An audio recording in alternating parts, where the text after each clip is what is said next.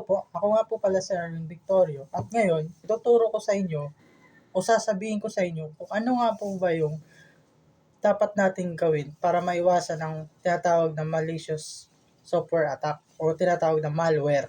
So, ano nga ba muli si malware? Si malware ay isang program na dinisenyo ng programmer malamang na para ma-harm yung system nyo o yung cellphone nyo.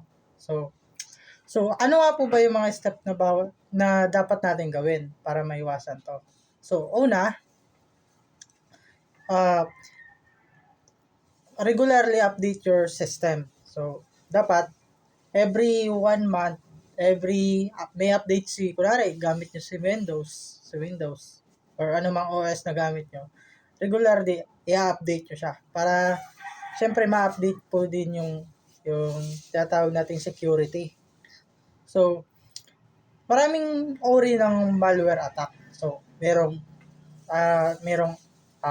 phishing attack, merong ransom malware attack, na kung saan ginagather yung mga program na yun, ginagather yung ating personal information. For example, sa phishing attack.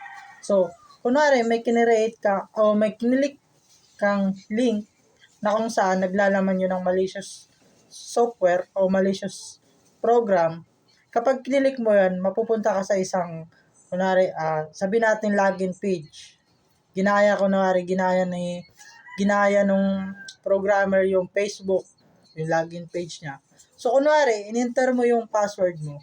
Dahil nga malicious software siya, dinisenyo siya para makuha yun o mag-gather yung personal information like password, email, ganyan. So, basically, kunwari ako, gagawa ako ng malware software o malware. Kung sino man yung mag-login doon sa website na yun o sa landing page na yun, kung ano man yung i-input niya doon, mapupunta sa database ko. Kumbaga, kung ako yung gagawa ng yun yung paraan ko. So, para maiwasan yun, maraming paraan din para maiwasan yung ganong click. Pag-click mo, para ma-identify natin kung fake nga ba yung isang website or original. So, sa Facebook, kung mapakikita yung URL ng Facebook, may nakalagay doon, facebook.com or facebook.com.ph. So, kapag may ganon, yung link na is original.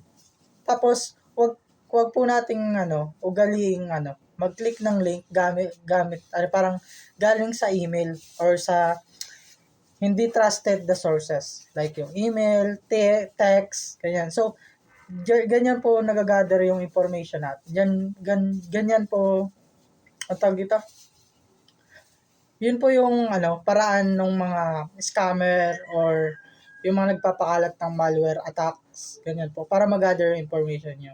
So, paano nga po ba natin maiwasan o mapiprevent yung ganyang style? So, sa device naman po natin, piliin po natin gumamit ng mga strong passwords like yung may mga symbols, mga ganyan, dash, mga ganyan.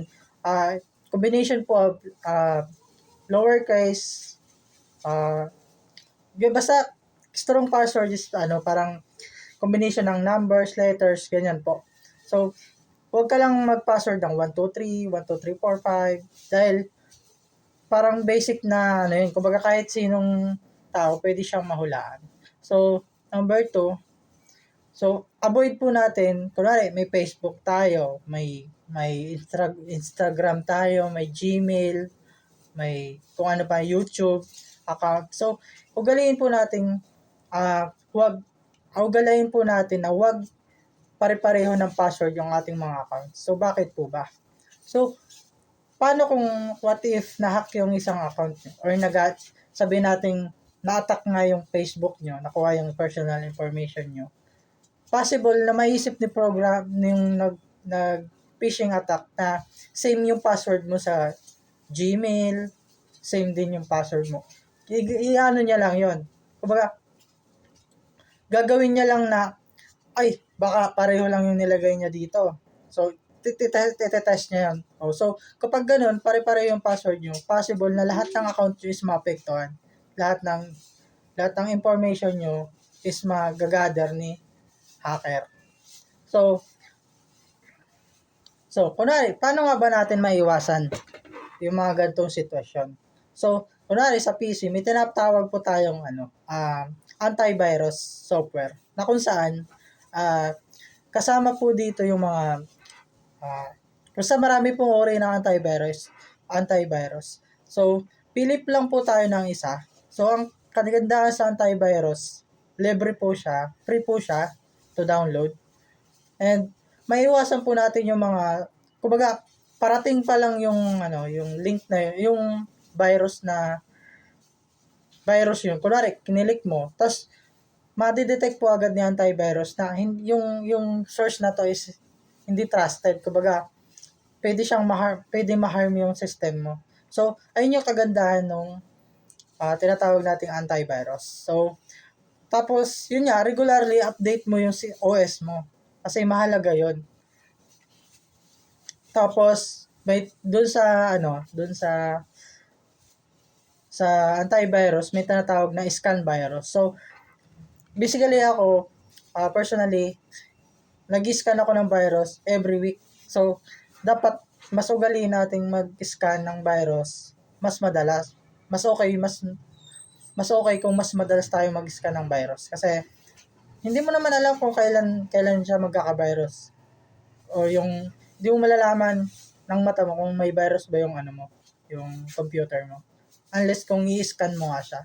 So, si antivirus, may feature siya na scanner. Kumbaga i-scan niya yung mga viruses, yung mga junk files, ayun lang. So, ayun nga po. Ayun. Para maiwasan nga po yun, ganyan, sundan nyo lang yung mga proseso so, yun nga po. Dito ko na po tatapusin yung video na to. So, paalala lang po, yun, sundin lang po yung sabi nga may kasabihan na think before you click. So, bago mo i-click yung isang link na galing kung saan man, like yung galing sa email mo, siguraduhin lang po na tama o kilala mo yung nag-send doon. So, wag mong i-click yun na hindi mo alam kung sino yung sender noon, saan nanggaling yung link na yon, yung URL.